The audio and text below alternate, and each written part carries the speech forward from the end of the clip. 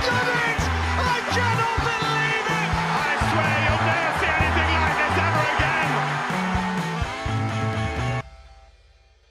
Hello everyone, we are Through and Goal, a podcast where we talk about football and pretty much nothing else. My name is Sam, I'm joined by, as always, my co-host Elliot. Say hello, Elliot. Hello. I'm not going to say hello, Elliot, like last week. I thought you were going to say it. I've set you up to say it again. I thought it might be a running thing, but apparently no. No, one and done. I like it. Keep it going.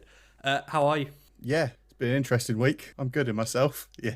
A lot of things have happened today, which I remember messaging you going, this should be fun to talk about. Yes. This is going to be fun to talk about. Yeah, we'll get to that very soon. Obviously, we've got another week of Bundesliga to talk about, quite a few games, high-scoring games as well to talk about. Yes. Some things may have happened with Hull City. I don't know if you're aware.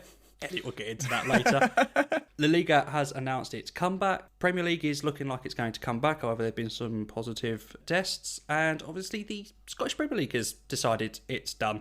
And a certain Scottish team have been milking it, but we'll get to that they soon have as well. a little bit, yeah. They have a little bit, Yeah. to the extent of rages, but hey, we'll get to that later. Yeah. It looks like it wasn't a fluke. First week of Bundesliga. It happened again, and arguably this week was a lot better. Yeah, I've enjoyed this weekend probably a lot more. I think the games were a lot better. I don't know if that's partly down to match fitness, players coming back to being 100% fit, or whether it was just this weekend proved to be better. But you had Bayern Munich 5-2. Comfortable.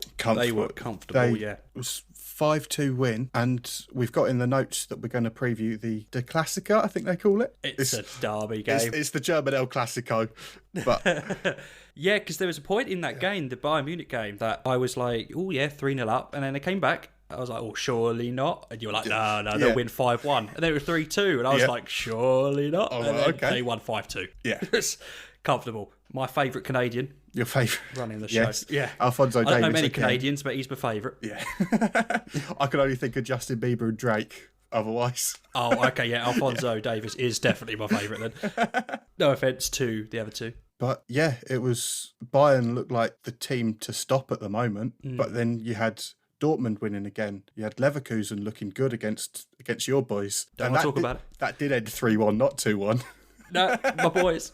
Let me know. Yeah. Dortmund didn't look convincing as they did last week. Yeah, it was another win though. End of the day, a win's a win. It's a win. But yeah, no, I don't think they looked as convincing. They took a bit. Well, I think they took a bit longer to get into the game as they did last week. But then Leverkusen, as you said, were very, very good. But with Dortmund, did they maybe not look quite as convincing? Because Schalke proved that it wasn't a fluke, to use your phrase to open up the feature.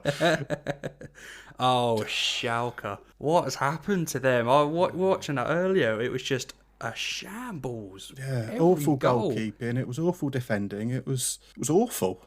That final, the last goal that they scored, there wasn't any real danger. He just took such a heavy first touch, and then that's it. He's gone. He's done. Yeah, but I think... You reckon he's sacked? I think Wagner's job's probably being questioned right now. BT Sport are trying to look in the crowd for the replacement, but there's no fans to mistake a manager for, is there? They should have looked around the stadium at Borussia Mönchengladbach with the cardboard with 15,000. That was brilliant. Looks like a giant game of Guess Who. I loved that though. It was brilliant. I really wish they had gone up to them and proper clapped them and cheered with them, but they lost. So. But finally, Leipzig, how convincing did they look? So, yeah, last week we were saying, oh, they've dropped points, or what's happened there. This week, they were a completely different team. Really, really quick on the counter. Yeah. How many people, every time that they go into the box and get a ball into the box, how many people are in that box trying to attack that ball? Exactly. A lot. And in the corresponding fixture earlier in the season, they'd won 8-0, and it could have easily been... First more. half could have been 8-0. While I was watching. Very, very good. I know, obviously, Timo Werner's going to get the headlines. He scored the hat-trick. He did, yeah. But I think one player that's massively underrated in that team is... I can't think of his first name, but it's Nkunku. Sort of plays centre mid, more quite attacking, box to box. He's everywhere. He has quite a few assists this season, am I right in saying? He does, yeah. Yes, he has. Yes, he's played 25 matches and got 12 assists this season. Wow. For a second, yeah, that's correct. I remember the commentator saying that he's got a really high amount of assists. Yeah. Obviously Werner as well. And then Hat-trick. I don't want to bring back bad memories, but just before lockdown and everything, they knocked out Tottenham. They dominated Tottenham. Yeah. Sabitzer over that tie was the goal scorer. He did really well there. They're filled with talent, that side. Got a goal and assist today. Paulson up front as well. Got a goal and 2 assists. Exactly. Who's he keeping out of the squad? Paulson. Pretty sure there's an attacker that he's keeping out of the squad. I remember them saying when they were talking about it, is it like Schick? Or his name is it Patrick Schick? Played for Roma, Czech Republic international. Yes, yeah. Right. And I think they brought him in, and Paulson's just not left the squad. He's just been scoring goals. Am I right in saying that Paulson's another player that failed in the Premier League at Middlesbrough? I want to say Middlesbrough. Yeah. No. Did he not? Okay. No, just someone else from Denmark, I guess. Oh, okay. I don't know who failed at Middlesbrough. Sorry, we haven't got any Middlesbrough fans listed after last week, have we? No, you sent them all away last week. We really insulted them. Why are we going so bad to them? I've got no problem with Middlesbrough. I've not been. Well, you don't want to go there on a Tuesday night, because who wants to go there, to quote you last week? But one thing that the Premier League might be, or Premier League clubs might be looking at, is that there seems to be no such thing as home advantage anymore. Yes, I was going to come on to that actually, because Hertha Berlin and Bayern Munich both won at home. Yeah. Every other home team lost or drew. Obviously, home advantage, I believe, is a thing. You go to stadiums like Anfield on a Champions League night. Obviously, maybe not this season, but Anfield on Champions League night. Even like Celtic. Yep. When they face Barcelona and stuff, I believe home advantage is a real thing. Yeah. Well, you get that crowd behind you. If you go 2-0 down, then you get one back, and then all of a sudden, like, the crowd's right behind you. You're going forward and going forward. Obviously, there is none of that. Do you think it's making a real difference? I think it is. It's showing over 2 weeks. There's been 18 Bundesliga games and only 3 home victories. Wow. And one of them was Bayern this week, and one of them was Dortmund last week, who you'd expect to win on any ground. But maybe, I don't know whether the smaller clubs that have been opposed to the neutral grounds for the remainder of the Premier League are looking at that, maybe thinking, you know what, we don't want to play at home. Well, would you say in a weird way that every game's kind of an away game? Maybe, yeah, because you're not having your fans there. You're not having the fans cheer your name. They're not celebrating the goals. Yeah, Dortmund are doing well. Don't get me wrong, but that yellow wall. Oh, that's an advantage. Like, if you're a goalkeeper, like the away goalkeeper standing in front of that yellow wall, and Dortmund are attacking you with that, that's got to be so intimidating. But you can think on Tuesday, obviously, we don't know how that game's going to end up, but that would be a real bonus for Dortmund if they had 70,000 fans behind them in what is such a massive game. And big game. I cannot wait for that game. I cannot wait. But now they've got to outplay them. There's no other way around it. I think the commentators on the Bayern Munich game were saying that out of their last 17 games, they've won 16 and drawn 1. So that is a tough fixture for Dortmund on Tuesday. You got a prediction? I think I'm going to go 2-1 Dortmund win. Just so it keeps that title race open, keeps it interesting. Yeah. Because if Bayern win it, I think it's pretty much over. I think Bayern are going to win. You think Bayern? I think maybe I'll go 2-1 Bayern. I think I'll go reverse. Yeah. Purely because I just think Bayern are a bit more quicker going forward. Obviously, you got Davis and you got Lewandowski up front. I think Haaland will score. Yeah. Didn't score at the weekend, but everything. He seems to be a bit of a big game player. One person that I think we're talking about Haaland a lot, but we're not talking about Havertz as much. That's right. Another 2 goals this weekend. What's that, 4 from 2 games? He's got to be one of those players that there's some big European clubs sort of floating around looking at him. I think Chelsea are interested. I think I read Chelsea in the Premier are interested. Well, obviously, it wouldn't surprise me if every top 6 team are interested in him. Yeah. He's only 20, and he's played 24 games this season, 10 goals, 5 assists, so... Yeah, and he plays primarily as a attacking midfielder, so he's not like up front, but he's got really good finishing. Yeah, sort of like a bit of a, not quite as physical, but a bit of a Frank Lampard, someone who's going to score you 15 goals a season from midfield. Yeah, he's quite something, and I'd like to know what kind of fee that Leverkusen would want to demand for him, because we mentioned last week Aston Villa are wanting 80 million for Jack Grealish. do you know if there's been any fees said? Well, according to FootMob, and no, we're not sponsored, I just love the app. His market value is 89 million euros.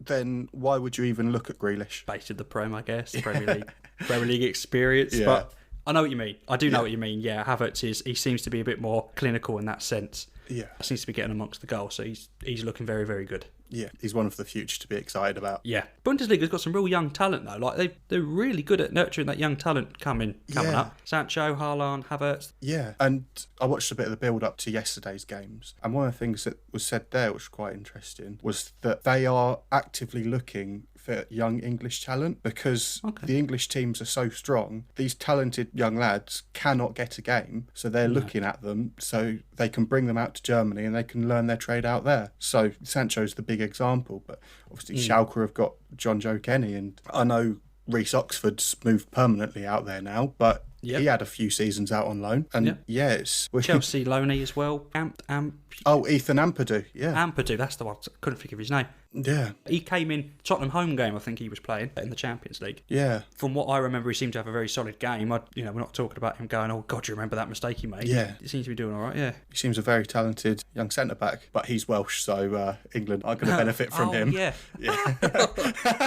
Oh, do your research, Sam. What on earth? I just thought it was all about Premier League, but yes, English. No, I did mean Premier League, but I'd quite like us to benefit from some of these players. Yeah, we both made a mistake on that one. All you. So we go from one league that's restarted, seems to go well, to another league who one team in particular doesn't seem to want to start. And some developing news seems to have happened today in regards to a certain North Humberside team there that I know my good friend Elliot supports. He's wearing the shirt right now.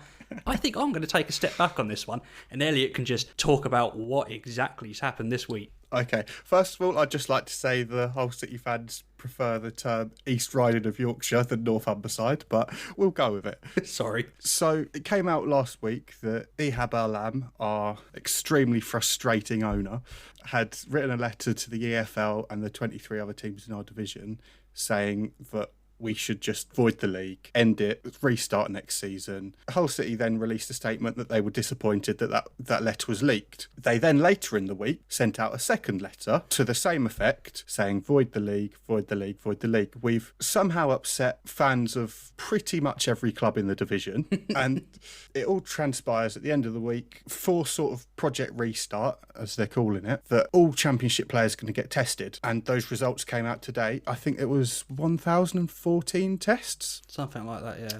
And that was what they originally announced. Then a couple of hours later, this morning, they announced that there were 2 positive tests. They then announced that they were from the same club. I knew at that point, okay, this is Hull City, of course it is. Who could that be?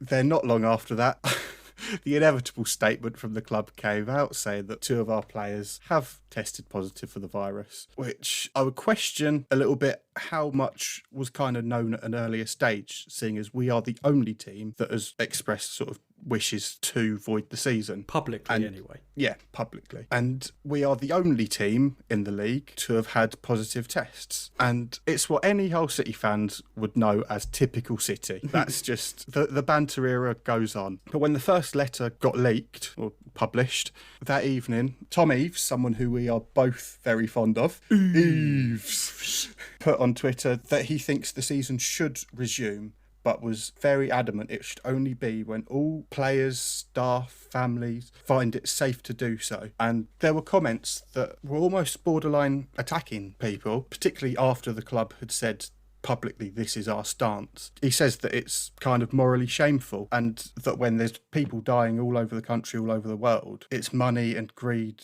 that come ahead of human life, and the threat of relegation, safety should come first. Now, obviously, when you text me saying, oh, have you seen? And then I went straight on Twitter, saw the news, and immediately after I saw Hull City. They did announce it very quick after the EFL said. Did you notice that? Yeah. They were quite quick to announce, oh, yeah, that's us, by the way. That's us. Yeah. I'm not quite sure what the reasoning was for that. I don't know if they wanted to just stop any sort of speculation or whether they just wanted it on the record. It was us. Yeah, it's just not a second in my mind do I think they would fake anything like this. Yeah. It's, as you said, to fake something like that, we touched upon it, I think, in the last one. You cut the financial implications of, like, if you fake it and stuff. Awful coincidence, though. Yeah. If you look at the comments below that statement on Twitter, I have seen. Yeah, it's about 90% Leeds fans. all saying Out. awful coincidence. Out. I tell you what, there was one comment under the Sky Sports News tweet of saying that this is their first positive result in months. And I shouldn't laugh, but it's approaching 6 months since we last won in the league. Yeah. So, Oh, yeah, New Year. New Year's Day, Sheffield My Wednesday. word. We won't say anything more on Sheffield Wednesday because I don't want to upset anyone. You are borderline. I know, I can see it in your eyes. Obviously, no one can see this, but I can see it right in his eyes. Yeah. Oh, he wants to say some things. Yeah. But obviously, out of the 1,014 players, 2 from the same team have confirmed, that obviously it's Hull that got the 2 players. When we talk about that ratio of positive cases to players and stuff that were tested, that I was a hell of a lot better than I was expecting. That's huge. Yeah. To be honest, Hull City being Hull City, I was a little bit surprised it was only 2 that tested positive. But then for that to be the only 2 in the entire division, that's, to coin a phrase of Donald Trump, it's positively negative. Right, okay. I wonder where you were going to go there. No, we're not getting too political here. I don't want to. But as soon as you mention that name, it's like, where on earth are you going with it? Because he's had some quotes. We want to keep people listening, not to give them away. Would you be happy to see the league restarted after hearing those results? As a football fan, I'm always going to want to see football taking place. Yeah. Obviously, with the implications to my club, I feel like if football returns, we probably will go down for a few reasons. One of which, we've got a lot of players out of contract in the summer, loans, whatever, and I'm not sure if we would actively try and extend those contracts short term so that those players can play for us. So we could well be a few players short. And then also, any team that comes up against us, all they've got to do is print out Ehab's letter to them and the EFL, and that's the halftime team talk done every week. Exactly. Their halftime team talk is, these lot do not want to be playing. Go out there and beat them. Get them down. But yeah, I fear that if we do return to playing, we will go down this season. But I'm not going to say I want the league voided because it doesn't seem right at the end of the day. Whether I like the clubs or not, teams deserve to get promoted, teams deserve to get relegated. That's very true. On that note, actually, I believe tomorrow is supposed to be the Championship playoff final for the clubs to go up. Right now, Fulham, Brentford, Forest, Preston are in that top 4. Yep. Or in that 4 in the playoffs. Well, thinking about it, Preston are on 56. Then from 7th down to 12th, even Derby were not at the beginning of the season, but even now. We're looking at Bristol City, Millwall, Cardiff, Blackburn and Derby, all within 5 points of that 4th playoff spot. So, oh wow, all still to play for. It is. I think it's definitely all still to play for. I think the playoff final would... I think Forest are in there. I think it's Forest Fulham, to be honest. Do you? I think, if I'd have had to guess, I'd have said Fulham versus Brentford. Brentford have played extraordinary attacking football. Brentford have looked very, very good this season. I'm sure they would have wanted to end Griffin Park going to the Premier League, into their new stadium. Exactly. Going to the Premier League. That's it would have been a nice way to sort of seen it off. You like that stadium? It's my favourite. It's my favourite in the Championship. Just the terracing, the pubs on every corner. Yeah. The pub, the Griffin, is hands down the best away pub I've ever been to. It's brilliant. High praise. Yep. High praise. What is your favourite away ground of all time? Possibly Burton, simply because we won 5-0. We won 5-0 away at Burton on a Tuesday night. Even Will Keane scored. That was... He's been let go by Ipswich, isn't he? His contract's not been renewed. Another one with terracing. Terracing is the way forward, and if we can't have terracing, I hope we get safe standing soon. So La Liga's been given the go-ahead. Another top European league has been given the go-ahead to come back, June 8th. Yes, because hadn't they originally said that they were planning for June 12th? They took it to the government, and the government said, no, we want it earlier. We want June 8th. Want you to see play. Yeah, I miss Messi so much. Yeah. Have they already started training? I think they have, yes. I think they've started training in the last week or so. For some reason, I just couldn't think off the top of my head if they had resumed training, because if, let's say they hadn't, June 8th is like next week. It's 2 weeks, yeah. Yeah, so that's not a lot of time. I've seen pictures of Luis Suarez in a mask and people asking if it should have been a muzzle. Yeah, that's right. Yeah, no, thinking about it, I've now seen pictures. Yeah, what you excited for La Liga? Yes, it's another top division coming back. I'm not quite sure which TV channel it's on, or if it is accessible on TV. But if it is, I'll try and get it. Premier Sports or something like that, and then ITV4 then got a few games. Yeah, it's an odd one, but It's another top league. I'll be wanting to watch as much football as I can, but it'll be really weird seeing the Nou Camp empty, seeing the Burnabout empty. I know there was one game, maybe a couple of years ago, where Barcelona were due to play someone at home, and on the day or the day before, it got announced that it would be behind closed doors because I think there was riots due to the independence of Catalonia. So they just played it behind closed doors, and that was an odd one. But for that to be the norm for at least the rest of the season will be strange. Yeah, and obviously that title race is still one that's right in the balance. Yes, between the top two, granted, obviously Seville and Sociedad are third and fourth, but they're about 10 points off second, which is Real Madrid, on 56, and Barcelona on 58 points. So, yes, very, very much. Have they still got to play? I'm pretty sure they've played each other twice now. Oh, they have already done twice, right? Okay. Yes, yeah. So it is pretty much just it's who can win the most games. But it'll be good to have Messi and Barcelona back, and it'll be good to see how Real Madrid can try and chase down that points tally. Yeah, be interesting to see how Bale and everyone performs as well. Yeah, exactly. Leading on to, obviously, the league's coming back. Now, obviously, we've got the Serie A that's coming back, we've got the La Liga coming back, Bundesliga's obviously come back, and that's been quite successful. Premier League's looking like it's coming back. Do you reckon Ligue 1 in France are probably thinking, have we said no too early?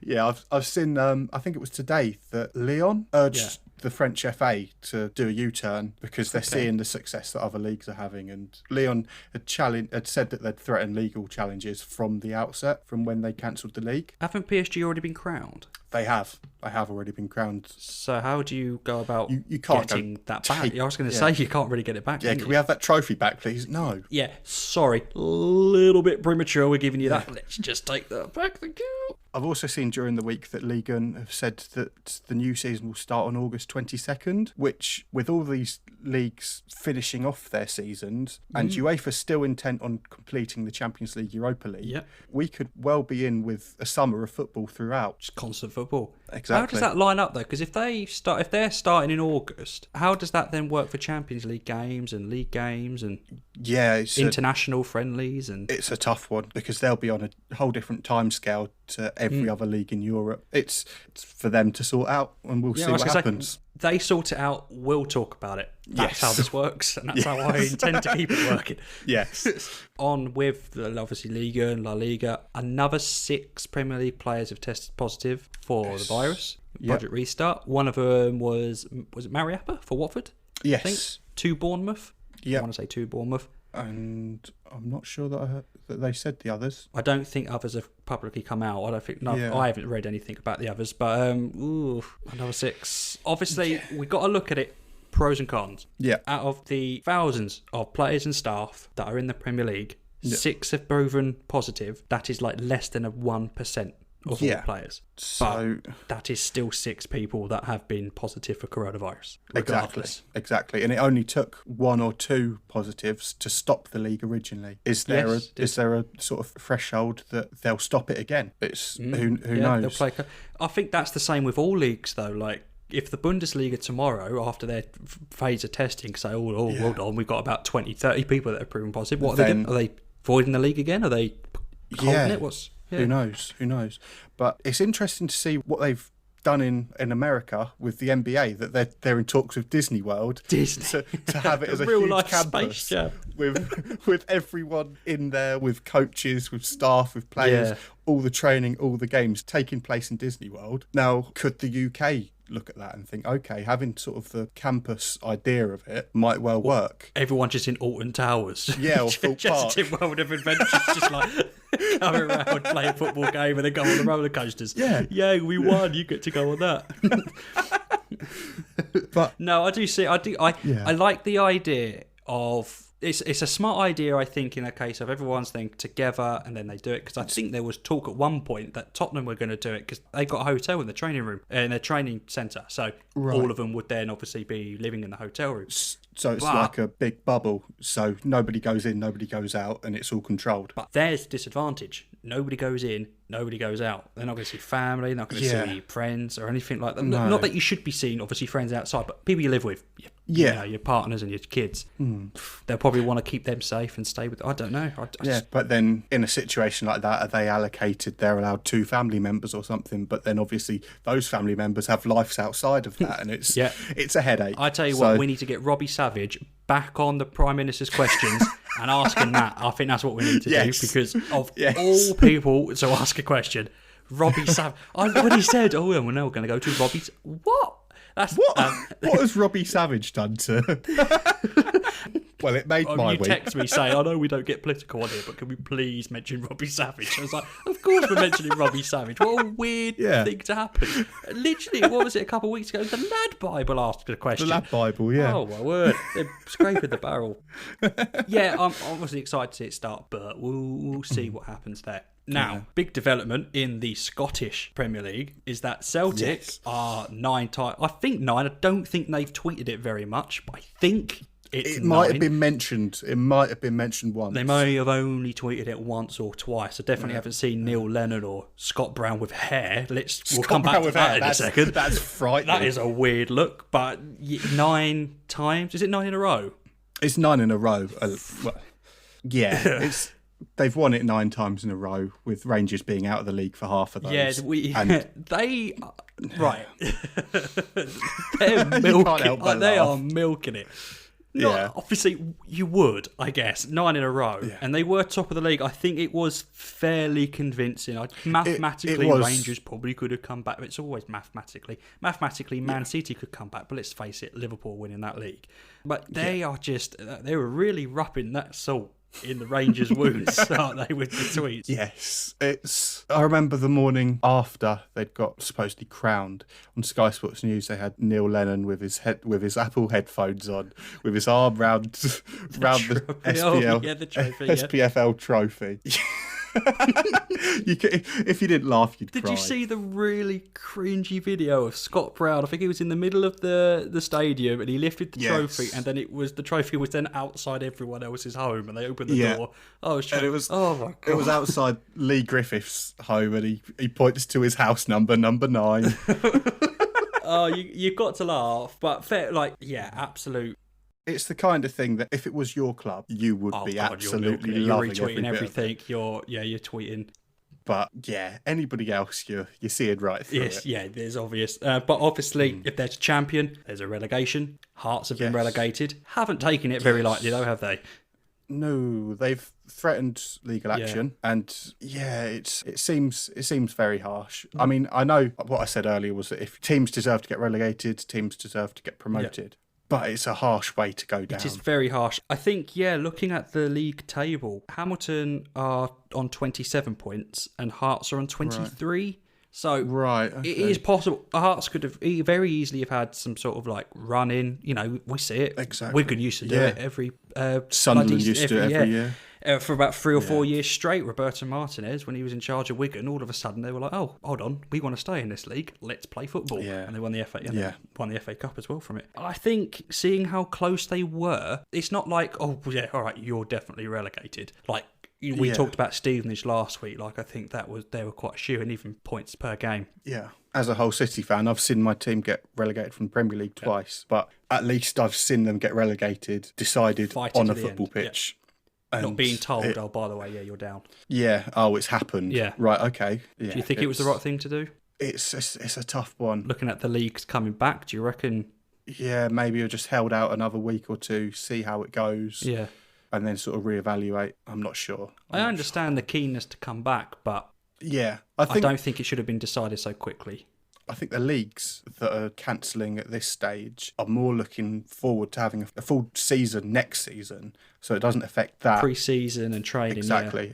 Because, first of all, we don't know 100% what's going to happen this season, and we have absolutely no idea of what's going to happen beyond that. Yeah, very true. Very quickly, just to finish off this new segment, some haircuts have come out of this quarantine. Are we going to go with the phrase quarantrim? Quarantrim. I like it. Sure, why not? This segment's called Quarantrim. We talk about players' awful haircuts. Let's start with... I'm going to save my favourite till last, but let's start with Mane. What's happened? Yeah, there we go. I don't know. Where's it gone? Has he always had that hair? I don't know. Bobby Firmino apparently has got really curly hair. Ashley Young has got hair. Where did that come from? Scott Brown has got hair. Everyone's got hair. Where's everyone's hair coming from? My favourite to come out of it is Aubameyang. Yes. Yeah, jeez. That headline so far back, Arsenal is still unbeaten. Oh my god, shades of, did they re-sign Javinho? What was happening there? Stick a headband on it, you'll be fine. Oh man, and that ends quarantine trim. All we want to do is talk about that. So this week's segment, we're going to play a little game, me and Elliot. We think we've got some good football knowledge between us. And I saw this game on Twitter a while back, so I thought, this would be a good game for us to play. I haven't got a name for it, so let's call it, off the top of my head, let's guess the players that we are talking about through their Wikipedia page. Ta-da! Should have thought of a better name. But yeah, basically we're going to say the player's career path, and we would then have to guess the player based on that. No hints to start with, we'll get more hints and then we'll talk about the player afterwards. Start off easy, we'll get a bit harder. I think I've gone quite hard. I do apologise, Elliot. I also think I've gone quite harsh. Also, obviously with this game, it's easy to play along as well. And you've got twice as many to play along as us because you've got both of us. Yes, but however, this is not going to look good if we're quiet most of the time going, I've no idea who you're talking about. So, start off nice and easy, I think anyway. So, we've got Real Sociedad, Liverpool, Real Madrid, Bayern Munich. If you want a clue, I'll give you a clue. I'm not going to ask for a clue because I think it's Xabi Alonso. Oh, straight off the bat. Yes. That's it. I was going to ask if he was retired or not, but straight away. Sorry, I forgot to mention. Yes, we need to mention if they're still playing or they're not playing anymore. My clue would have been he's the only player I can think of that's scored 2 goals from his own half. Yes. No, I can't think of any players that have done that. He's quite. I don't think he's talked about a lot as well. He's got his passing range. It was incredible, and he's probably one of the coolest looking men in football. Yes. Every time we got off the team bus, those sunglasses. It's just sunglasses. Yeah. So, again, I've started with an easy one. I think it's easy. I cannot pronounce the first team name, but that was start of his career. Help. I'll miss out that one because you wouldn't know that team name anyway. I'll go Basel, Chelsea, on loan to Fiorentina and Roma, then signed permanently for Roma, and now plays for Liverpool. Should be an easy one. Yeah, that's quite an easy one. Yeah, that's Mohamed Salah, I think. I think we started off quite easy there. Yeah, Mohamed Salah. He's not having the season he did last season. Last season he was very good. I think before that he was even good. But this season seems to have a bit... Mane seems to have taken over. I think he's a better all-round player, Yes. Yeah, for sure. He's scoring more goals. I remember seeing the video of Liverpool fan outside Anfield saying he's the best player in the world. Top Liverpudlian accent. I think we've Sadio got... Mane. Oh dear, right, let's stop there, please. I'll stop that there. So, we're going, starting at Leeds, then Liverpool, and then Sheffield Wednesday, Charlton and Aston Villa all on loan. Then went to West Brom, then went to Bursaspor, Wigan, Derby, on loan to Man City. It's the goalkeeper, Scott Carson. Scott Carson. It was Derby on loan to Man City that got it. I can't... what on earth is that about? He's not played, has he? I don't think he even played a cup game. Am I right in saying that he is one of only 2 Champions League winners in the Man City squad as well? Him and Claudio Bravo. I think he is, yeah. That's a weird, coming in to Sergio Aguero and stuff like, have you seen this medal? I've got it. When did he play for Bursa? Do you remember him playing for Bursaspor? I don't seem to remember that. No, I don't. But he's played, he played 63 games for them. I saw that and I was like... Have you got the years there? Was it 2013, 14? 2011 to 2013 he played for Bursaspor. Now, I just cannot picture him in that kit. I'm really trying to think, but apparently... No, I can't. Apparently he was there. I can't remember Scott Carson out in Turkey. No, but he's played in the Turkish team, he's played for Man City, he's quite the all-round. Imagine being Ederson, you go to training and you're number 1, rightfully so, by a distance, and you're the only one of the 3 keepers warming up that hasn't won the Champions League. Oh, yeah. I'd come in with him around your neck, wouldn't you? Yeah. Got it. So, my next one is an iconic player. Right. He spent most of his career at Arsenal with 3 loan spells from Arsenal, Birmingham City, Sunderland, Juventus. Then he's played for Wolfsburg, Nottingham Forest, Rosenborg, and looks like he ended his career at Copenhagen. He is most known at Arsenal, though. Right, okay. And he spent, on loan to Nottingham Forest and Birmingham? No, he was on loan to Birmingham, Sunderland and Juventus. What a weird 3 clubs to be on loan to. Yes. Oh, I've drawn a bit of a blank here. I think this is one of my easiest ones. Oh, for crying out loud. This is not going to go very well. I've completely drawn a blank for some reason. He's mainly known at Arsenal. He's probably received a fine for one of the strangest reasons. Got it. Do you know what? As soon as I was thinking Sunderland players, it's Lord Bentner, isn't it? It is Bentner. It's Lord Bentner, yes. Even before, I really wish you didn't give me that clue, because now it's going to sound like I got it from that clue, but it clicked in my head. What was the fine for? It was displaying Paddy Power boxer shorts underwear. or something. That's it, yeah. It was like for advertising or betting or something like that. Incredible. How ridiculous was that? But yes, Lord Bentner, he was some... Yeah. Yeah. Some player, he was iconic. I remember him saying that, didn't he say that when he left Arsenal, it would only be for Barcelona or Real Madrid? And who did he leave for? He left for VfL Wolfsburg. Oh, yeah. Oh, you know, close enough, I guess. Yeah. Completely different league, but fair enough. Right, okay, I've got one. I think it might be quite easy. Okay. But I guess that depends on your knowledge. He doesn't play anymore, but he's very well known. I considered a quality player. So, started at Wolves. Okay. Then he went to Coventry. Then he went to Inter Milan. Then he went on loan to Leeds. Coventry to Inter Milan. He went on loan to Leeds and then signed for Leeds. Then played for Tottenham. Signed for Liverpool. Signed back to Tottenham, on loan to Celtic and West Ham, then went to LA Galaxy, back on loan to Villa, and then ATK is where he finished his career. I say back on loan to Villa, he didn't play for Villa on loan before that, so he went on loan to Villa. I think I know this because I nearly put this person on my list. Oh, okay. I wouldn't have known it until I looked at it because I thought this player has not played for Aston Villa. Is it Robbie Keane? It is Robbie Keane, yeah, it's Robbie Keane. I know Coventry to Inter Milan. That is, you're not getting that anytime soon, are you? At that point, I was thinking, is it Paul Ince? Because he went to Inter Milan, and then you said Liverpool. I thought, oh, okay, that might be Paul Ince. Yeah.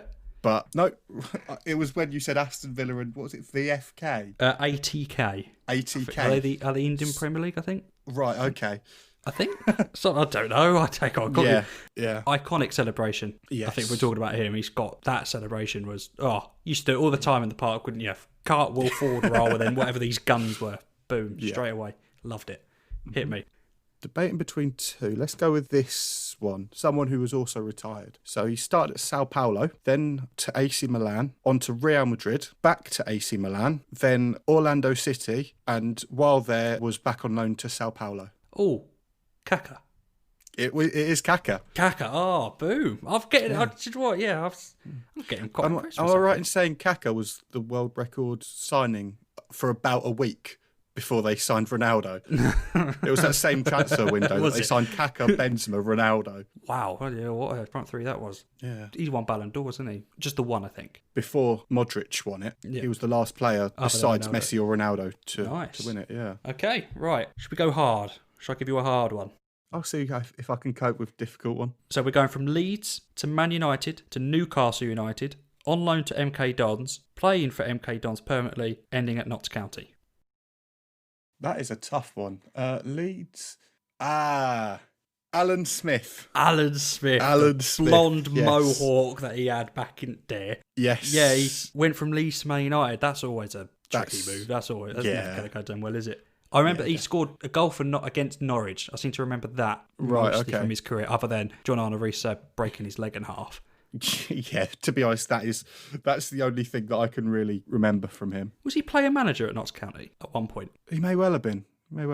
It rings a bell. I want to say he was. Not for long, but... Yeah, he must have been one of the first players to have played for MK Dons as well, because they can't have been around for too long before he signed. Well, 2012 to 2014. Maybe 5 years. I want to say they were quite a bit back, actually, yeah. Okay.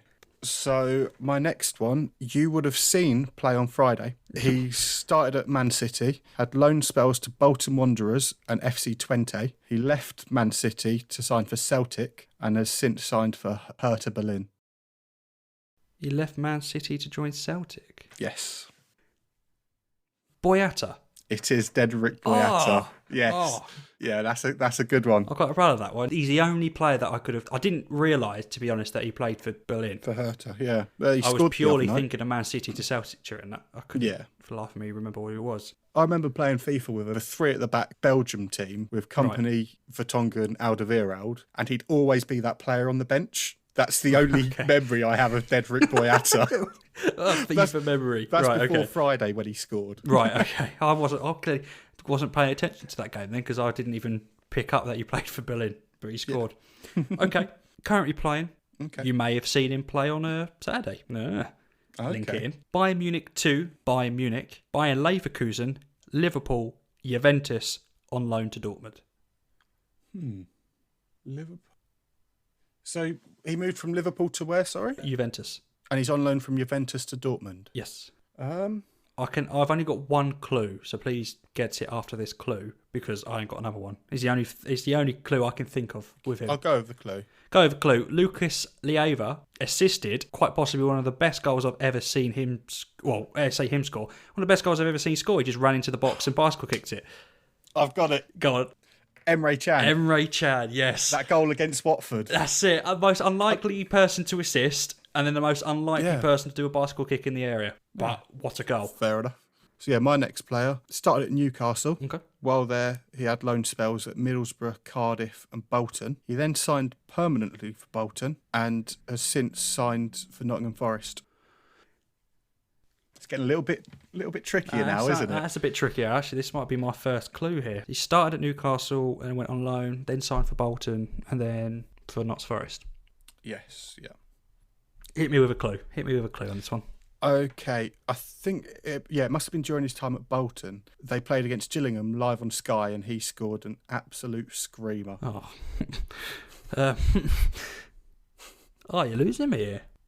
I've got another clue if you... Yeah, this is not looking good on me. Do you want the second clue? Go on, hit with the other clue. He's arguably less famous than his brother. Oh, is it Sammy Amiobi? It's Sammy Amiobi. Sammy Amiobi, That's yes. it. Yes. Right, okay. I'm right in saying that he did score a screamer against Gills, aren't I? I'm not going to... I genuinely cannot remember. Okay. I can't remember. He probably did. Yeah. A lot of players like to score against Gillingham. Yeah. Back in the day. But yeah, funnily enough, I was going to have Shola Amiobi on this. Oh, okay. I was going to have Shola, but I didn't. I don't know why I didn't pick him. Yeah. Right, okay. Cult classic. Okay. As classics go with this player. Are you ready? I think you'll get it purely from the last two.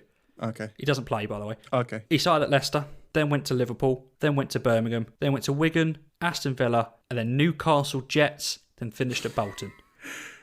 Is that Emil Heskey? It's everywhere. Yes. It's Newcastle Jets, isn't it? As soon as you hit Newcastle Jets, I knew you'd get it. I knew you'd get it. And obviously, finished at Bolton. So, what's your memories of Newcastle Jets? I know what it is. Oh, what? A-League Fridays in sixth form? A-League Fridays during sixth form. We'd always have that first lesson free and we'd stick a stream on of whatever A-League game was on. And it was always good if it was like Newcastle Jets, so we could watch Emil Heskey. That's it, big Emil out front. Yeah, I remember that. That was quite fun. We always used to find a computer away from, because the teacher's office was right there. So we'd kind of go around the corner. You, me, and Cheeseman would get 3 chairs around it, find any stream, and just watch it. Yeah. Some of them were awful streams. But A-League Fridays. We just worked out that we both had the first one free. I missed that. Yeah. I say I missed that. I don't miss it because I've got Sky now and I can watch it without buffering. Yeah, you don't have to hide it. Yeah, exactly. I don't. Lana, leave the room. No, oh God, Lana's coming in. Hide. She'll probably think I'm watching something different. So my next one, I was quite surprised with this one, to be fair. I wouldn't have thought he'd have played for the clubs that he has. Started at Basel, then Schalke, then moved to Seville, and now plays for Barcelona. Seville to Barcelona? Is it Rakitic? It is Rakitic. Would you have thought he'd have started at Basel? Did not see that coming. No, Basel, Schalke. Like Seville, Barcelona, yeah, fair enough. But yeah, I didn't see those first. He's Croatian, isn't he? He's Croatian, yeah. And he started his career in the Swiss League. Although that said, he does have 4 caps for Switzerland under-21s. So he must be dual nationality. I see, right, and then chose Croatia, right. Yeah. Right, okay, fair enough. But he played nearly 100 games for Schalke.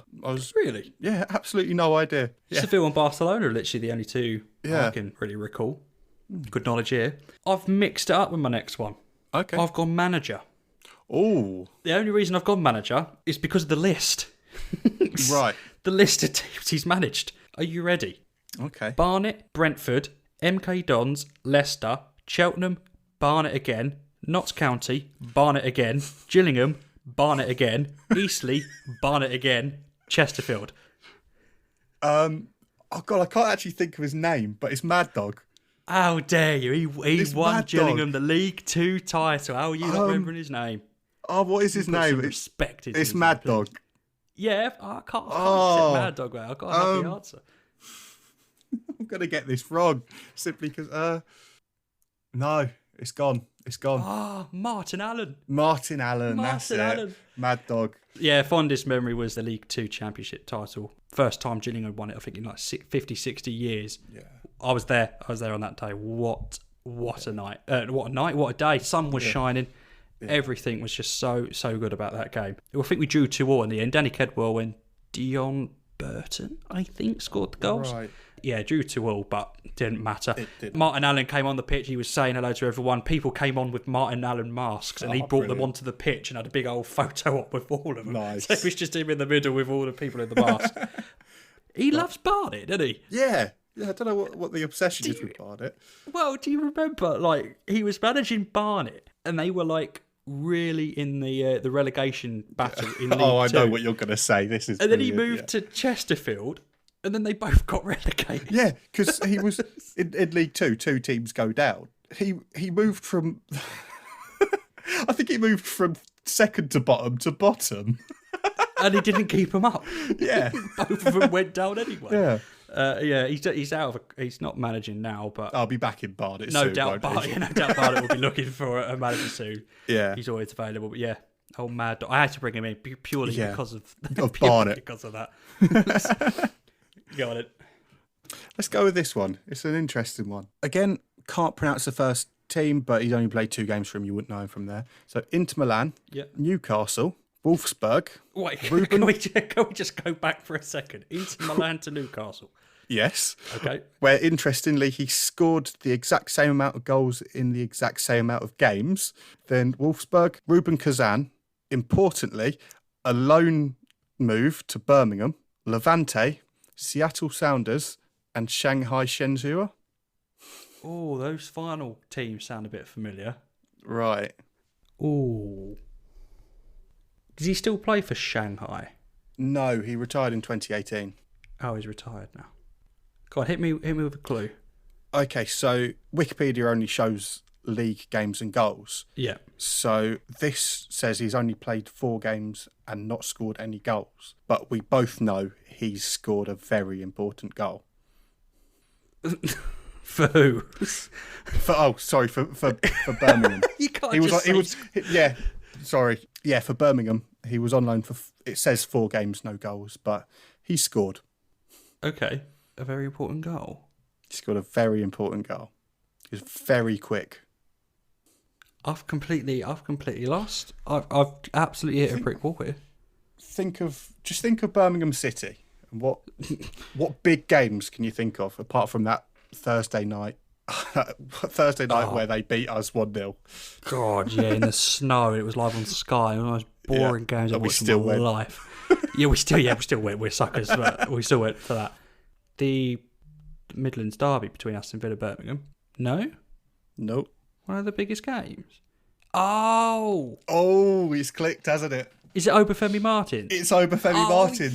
Yes, Capital One Cup final, yes. He scored in the League Cup final against Arsenal. Mixed up between Szczesny He was and only on Koscielny, loan that was it, for yes. a couple of months. Oh, yeah. Of course, yeah, what was I saying? Yeah, Newcastle, yeah, that's right. He scored he scored a couple of cracking goals for Newcastle, I remember that. Yeah, for both Inter Milan and Newcastle, he scored 28 in 88 games. Oh. Well, fair enough then. Oh, I clicked there. I for some reason, I don't know why I thought the final teams clicked more. It's more the beginning teams, but... Yeah. Right, I've got one. Okay. Still playing. Legend. Mm-hmm. Absolute legend. Still playing, but he's a legend. FK Atlantis. Right. Good start, isn't it? Yep. Barry Town. Boston. Yeah, I know. Leyton Orient. Rushden Diamonds. Doncaster. Torquay. Swansea. Millwall. Northampton. Gillingham. Northampton. Gillingham. Wimbledon. Wickham. Hey, it's Adebayo Akinfenwa. Beast mode. He played for Barry Akinfenwa, Town. Yeah. FK Atlantis. I really hope that would just completely... I've never heard of him. No. Never heard of them. I don't even know what league they play in. I can't say that Gillingham. our football podcast knowledge goes that to FK Atlantis, but yeah. It was the Gillingham, Northampton, Wickham kind of. Yeah, that's it. triangle Played for that got Gillingham over the course of 2 seasons. Yeah. Oh, Iconic. he's done so good for Wycombe. Oh yeah, definitely. He's been such an important player for Wycombe. I remember the playoff final for Wimbledon. He pretty much nicked the penalty. He nicked the ball off the player so he could take the penalty. Yes. And he went, yeah, I'm out of contract. Anyone wants to WhatsApp me, go for it. Yeah. And then Gareth Ainsworth WhatsApped him and he signed for Wycombe. Yeah. And seems like that's probably where he'll end his career because he's 38 now. But I remember working as a steward for Gillingham. His final season for Gillingham in 2014. Right. He came to the stewards and he was just hanging out with them and stuff like that. And he was quite honest. I remember going up to him and asking him, "You going to play? Are you signing again?" Anyway, he doesn't think so. And then obviously he went to Wimbledon, which seems to be a path for a lot of Gillingham players. Gillingham to Wimbledon. Right. Yeah. Cody McDonald, I think, did it. Scott Wagstaff did it. Yeah. There's a few, isn't there? So you've linked in your days as a Gillingham steward. So I think I'll shoehorn this one in. So started at Newcastle. Yep. Had a couple of loan moves to Barnsley and Sheffield Wednesday. Then played for Swindon, Blackpool, and most recently Southend. It doesn't say he's retired, but he's not playing football currently. Southend. Oh, so he's most recent. He most recently played for Southend. Yeah. You're gonna have to give me a clue on this one. You said you said I was shoehorning my Gillingham steward. What was it about you? No, I was shoehorning in your Gillingham steward experience. Oh. So he was most known probably during his 14 games at Blackpool over 2 seasons because he was in the news quite a lot. Noah Ranger. Noah Ranger. Yeah, immediately. Yeah. So yeah, what was your Gillingham what was your Gillingham stewarding experience with Mr. It was Noah a friendly, Ranger? I think it was. I think it was a friendly. Gillingham weren't even. I don't think Gillingham were even the team. It was just like an FA Trophy game. I can't remember what it was. I think it was a friendly against Ipswich. It might have been a friendly. Like I don't know why I thought it. I can't remember what it was, but I was working the family stand, and the family stand had the big garrow gates that you had the turnstiles, but then you had the big gates that you opened to let obviously everyone out. Yep. Not like the big fire doors. They were literally just gates you could lift and pull open. Yeah. And I'm not just watching the game. Obviously, I was watching the crowd, then the game. You're doing your job. Disclaimer, doing my job. Yeah. I was watching it, and all of a sudden I just heard the gates just completely open, and then you know who he is because he's got bloody Ranger written on the side of his head for some reason on Nile. And I was like, "Hi," and he was like, "Oh yeah, just come in and watch the game." I was like, "You got a ticket?" No, I just want to watch the game. And he walked all the way around to the Gordon Road stand. Now, I was young when I was stewarding Gillingham. I was quite young, and I was like, "Oh no, hold on, I don't want to." They look at CCTV and see me letting people in. Not grass. I just want to make sure I'm not grass. I don't care. And I just went over to a steward and I was like, they've come in, they've got a ticket, they haven't paid. They kind of just let themselves in and went, yeah, we're going to go over there. And then they said to me, all right, come with me and point them out. And I'm like, I don't want to do that. Yeah. Quite fancy staying on this end and just showing you who it is. You'll know who he is. His name's him. It's Noel Ranger. It's Noel Ranger. You know who it is. Oh, yeah. And he went, right, come with me. And then we're walking at the front of the Gordon Road stand, standing right in front of him. And he went, yeah, who is it? And I went, him. It's him. It's him. And then he went, can you come with me and take him out? And I was like, oh my God, that was one of the worst things in my life. So thanks for bringing that up. It's because I brought up a hole last week, wasn't it? You had to bring that up. Was he really Southend? Was he really? That was his last club? Yeah. I didn't realise. Apparently, he was on trial at Rangers. Not the first time he's been on trial. And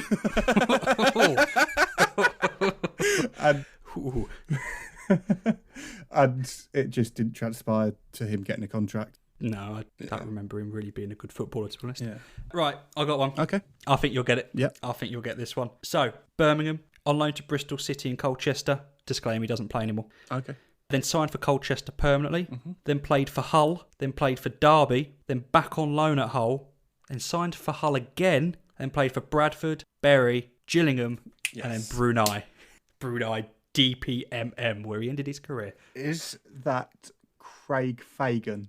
Craig Fagan, yes. Famous for scoring the only goal in 1-0 win against MK Dons in the most boring game that is probably one of the most boring games other than that Birmingham game away I've ever seen in my life. I've got another contender. I've got another contender. Wickham 0, Portsmouth 0. Oh, my word. They hit the crossbar once, and that was about it. And it was, to be fair, it was an end-to-end game, but none of it was played through midfield. It was one defence, Yeah, hoof it very up to the other defence. Oh, it was very Tony Pulis Stoke, wasn't it? Just very hoof. Because that was one of the first times you came to visit me at uni. That I think it was like, yeah, let's go watch a game. Wycombe Portsmouth. And we're like, yeah, let's go do it. And then I was like, oh, please come back, Elliot.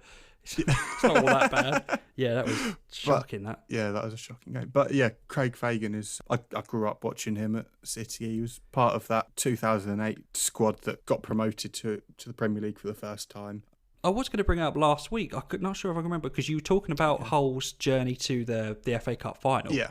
Southend away.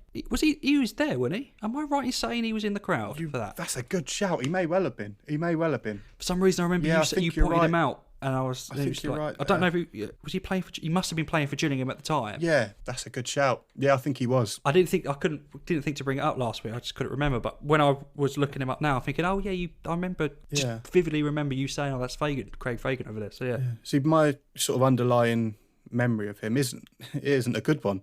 It was away at Newcastle, our first season up in the Premier League. We're winning. You do what you do. You hold the ball in the corner in the last minute. And I think it was Danny Guthrie. He kicked out at him while he was shielding the ball and he broke his leg. Ooh. It was awful. Yeah. Oh dear. And he was out for a long time. And I don't think he was ever really quite the same after that. No. My next one, I wouldn't expect a lot of people to get, but I think you will for two reasons. So he started at Southend.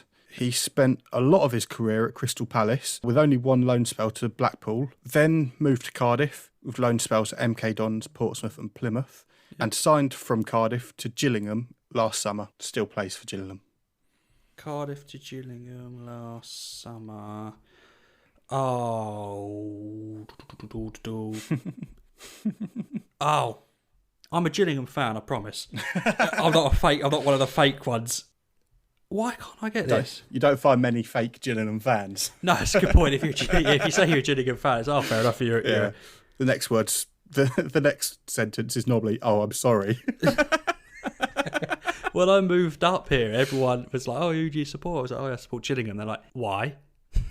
That was literally the first question. That was the first question after everyone asked me, "Who do you support?" I was like, I support Gillingham." Why? What do you call me? They laugh and go, okay, yeah, but who do you support? It's like, Gillingham. Oh, the worst things, but who's your Premier League team? Why have I drawn a blank You're struggling here, aren't you? Why have I drawn a complete blank here? Cardiff to Gillingham. Why is that completely just stumped me? I'll give you a bit of a clue. Yeah. You won't only know him for Gillingham, you will also know him for Crystal Palace. Oh. Yes. Why have I lost it again? You can't remember his name, can you? No, I can remember his name because he's the one.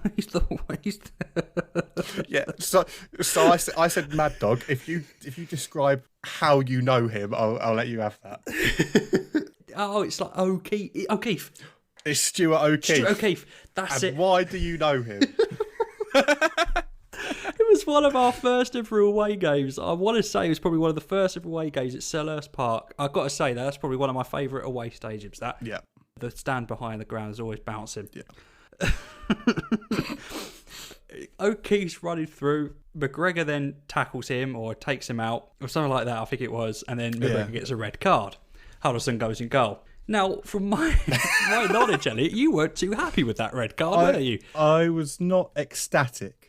No, he wasn't ecstatic. And poor empty Coke bottle, because that was thrown on the ground about 5 or 6 times. Yeah. To which then you drew the attention of like the whole stand next to us of the Palace fans, then going, laughing at you, doing the whole hand wave and stuff like that. Yeah. Then you started you started to offer out 30,000 fans, just like, I'm here outside. Then come on outside. I'll go outside. Come on, you the entire outside. ground. And I just stood there. I literally stood there between them thinking, oh my God. Yeah, okay. I've never seen you that angry at a football game. That Coke bottle took a beating. Genuinely think that is the angriest I've ever been, Crystal Palace away. I was, because the referee had been winding me up all game. And then, just you personally, yeah. Yeah, it was me. It was a personal vendetta. And he sends off Alan McGregor. This was Shane Long's debut. It was supposed to be the game that he won us with a hat-trick But no, the referee ruined it, and I made sure that every single one of those 30-odd thousand in that ground knew about it. They knew who you were and where to meet you after the game. That's what you made sure of. Yeah. Then after the game, we obviously walked to the train station, went home, because that's football. Yeah, went to the station, went home. No one offered you out. You were a bit calmer on the way home. I was I had a deep breath or two. I think we had a couple of dark fruits on the train. I think that when we got to your head there, we were so young. So young. But yeah, I thought if I stick in Nile Ranger, it's only fair that I stick in Stuart O'Keefe. Yeah, but your one's better than mine because you're like proper passionate fan. I'm a grass. Yeah. There is that. I've got a cult classic for you here, Elliot. Okay. 3 teams, cult classic. Yep. Galatasaray, Rangers, Blackburn Rovers. Doesn't play for them anymore. Those are the 3 clubs he played for. Galatasaray, Rangers, Blackburn. Whew.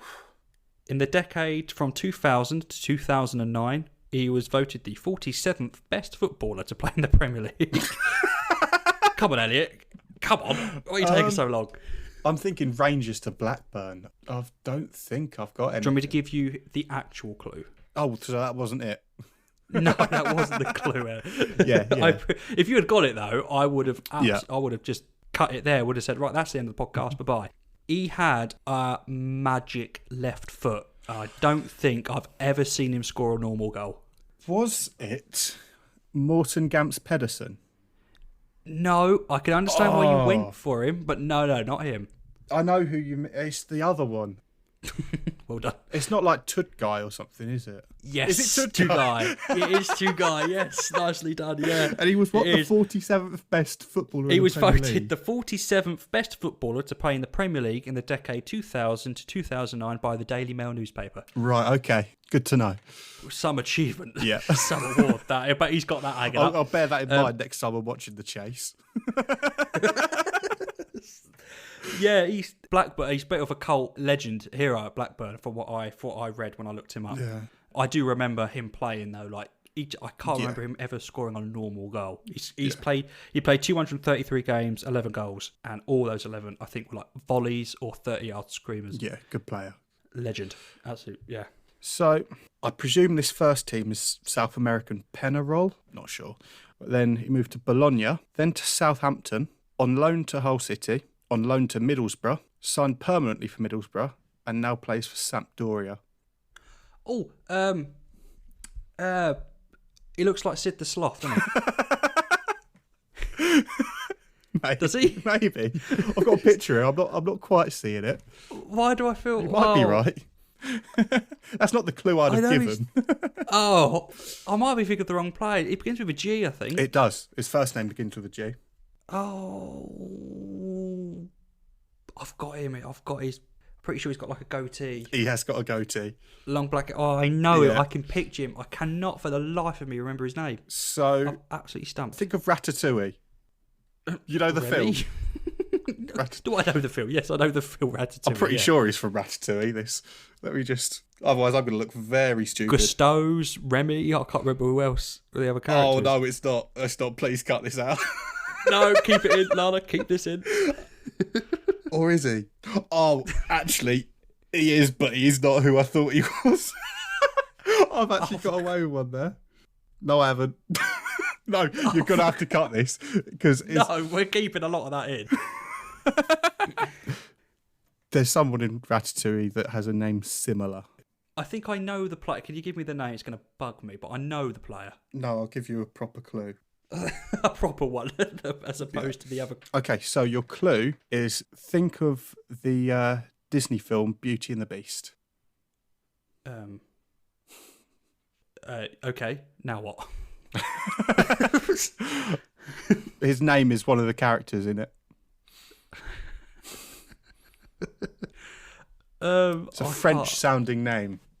Yeah, I can't. I thought it was like Gusteau or... Okay, then let's go with the surname. Yeah. It's the surname of someone who played probably a couple hundred games in the Premier League for Chelsea. Defensive midfielder, Brazilian. Ramirez? Yes, so what's his first name? Gaston Ramirez. Oh, Gaston Ramirez. That's right, okay. Yeah, you were wrong with the Ratatouille, guess. Yeah, I was wrong. Yeah. Gusto. No, who was I thinking of then? Because I think he moved to Sampdoria as well. The player that I was thinking He of. has got a goatee. Oh, what's his name? Gabbiadini. Oh, right, Manolo Gabbiadini. I was thinking of Gabbiadini. Yes, Southampton, He went to Southampton. Never played for City, never played for Middlesbrough, but yeah. Southampton, Sampdoria. I should have focused more on the loans, but when you say Southampton, Sampdoria, I'm like, well, I can only figure one player that's done that. Yeah. And if you look up Gabbiadini, he does look a bit like a slob. Yes, no, I know what you mean. His visor. Final one. Okay. I think you're going to like this one. Yep. I think you're going to love it. I'm not going to say the first team because I'm taking your approach there. You won't guess it, and it's quite hard to say. Yeah. Then Toulouse. Okay. Then Middlesbrough. Right. Then played on loan to Bordeaux and Legans. Then played for Legans, and now he's signed for Barcelona. And Yes, you should absolutely know this player. And there's a story behind it. I don't know anyone who there'd be a story behind. And he still plays. He's not retired. Yeah, he's still playing for Barcelona. Because my first thought is Lenglet. Nope. Gonna play for Middlesbrough. Oh, play for Middlesbrough, of course. Oh, the dodgiest transfer of the season. Yep. Yes, Martin Braithwaite, and you're now going to tell me the story. I am going to tell you the story because it's hilarious. We were planning on going to Barcelona in like October. It's now obviously been moved to April. And we thought, let's make a bet. Yeah. 3 games of FIFA, best of 3. No, it wasn't best of 3. It was home and away. Home and away leg. Yeah. That was it. Yeah, home and away leg. Let's see who can win. Yeah. Loser has to buy a Barcelona shirt with Braithwaite on the back and wear it. Wear it out in Barcelona. Yeah. Elliot's 2-0 up. Yeah. Oh no, but there was one specific rule that we had to both play as Barcelona. Yeah. We both had to have Braithwaite up front, and we could only score using Braithwaite. Yeah. Any other goals, we'd score an own goal, so it levelled it up. Yeah, Elliot's 2-0 up. He's cruising. I'm losing it. I'm thinking, oh, God, I don't want to wear a Braithwaite shirt. No offence to him, but I don't want to wear... Of all Barcelona players to have on the back, I don't want Braithwaite. Yeah. I get back in the game, a nice cheeky chip. 2-1. 2-2 in the second leg. Oh, we've made it. It's made it. It's 2-2. We've got to play one more game. I win that game. What was it? 1-0. I parked the bus a lot of that game. Not going to lie. I tried so hard, but his first touch is awful. It's not very good. Acceleration's a bit crap. And we're going to Barcelona in April. Elliot's going to buy a Barcelona shirt with Braithwaite on the back. It would be even more funny if by the time we go to Barcelona next year, he's not playing for them. Yeah. You've still got to get Braithwaite on the back. Yeah. He's my favourite player of all time that's ever played for Barcelona because of that. Elliot's least favourite. Yeah. We're very, very, very happy. When you're asked on the Messi and Ronaldo debate, you say Martin Braithwaite. Yeah, who? Sorry? Did you say Martin Braithwaite? Yeah, he's my favourite. Okay, so the last one of the whole feature. He started at Luton Town, played 1 game, then got signed by Arsenal. Must have been a good game for Luton.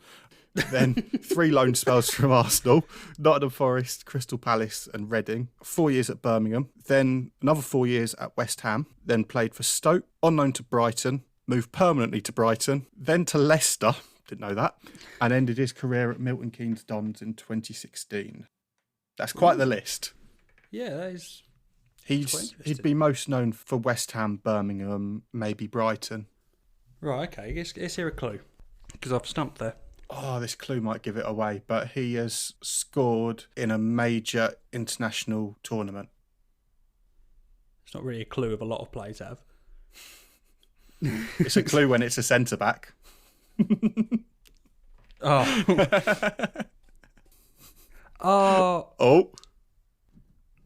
not Matthew Upson, is it? It's Matthew Upson. Matthew. He played. I didn't realise he played for Arsenal. Yeah, me neither. He played 35 games over 6 seasons. Yes, it was the 2010 World Cup, wasn't it? He scored more goals than Rooney. What a shocking... Yeah, it was that Germany game, wasn't it? Oh. 4-2. Too soon. 4-2. Too soon. Not 4-1, 4-2. It's too soon, mate. Too soon. Yeah, Matthew Upson. For some reason, I thought... I had Roger Johnson in my head for some reason. The relegator, yeah. Yeah, but no. I think we mentioned him last week, didn't we? Probably, I don't know. Let's hope that's not a running feature. Every episode we have to get in Roger Johnson. Yeah. Right, and now we come on to our final segment, No Context News, where it's a task for me and Elliot to find a news headline that really makes us think about the world today. When I try and find it, Elliot doesn't know. When Elliot tries to find it, I don't know what it is. We're just going to say it, and then we're going to end the podcast. It's Elliot's turn this week. Elliot, you got a news headline. Yes, so you might have seen it, but this week's comes from Kent Online, where the headline is simply, Police speed camera van damaged in collision with speedboat. Right. Right, that's the end of the podcast. We thank you very much for listening. We have new episodes out here every Tuesday. Please follow us on TO Gold Podcast on Twitter. We'd appreciate the follow and the like. And if you like what you hear here, please subscribe. Yeah. My name is Sam. And my name's Elliot. Thank you very much for listening. We'll see you next week. Yeah, see you next week. Bye-bye.